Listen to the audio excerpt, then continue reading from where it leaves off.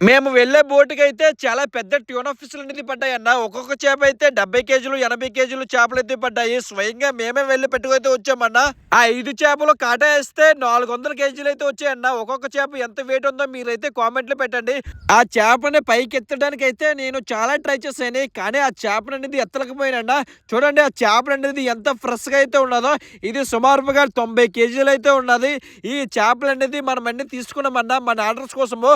చూడండి దాని తోక భాగం అయితే ఎంత ఉందో, ఈ తోక ఎంత ఉన్నదంటే నడుము పీసు ఎంత వెయిట్ ఉంటుందో చూడండి. మీకు కూడా ఇలాంటి పెద్ద పెద్ద చేపలు మీట్ కావాలనుకుంటే మనకి కాల్ చేసి ఆర్డర్ అయితే పెట్టుకోండి. మెయిన్ జిమ్ చేసే వాళ్ళకైతే చాలా ప్రోటీన్ అయిన ఫుడ్ అన్న. చూడండి మీట్ అయితే ఎంత ఎర్రగా అయితే ఉన్నదో, సేమ్ వాటర్ మిలన్ ముక్కల్లాగా అయితే ఉన్నది.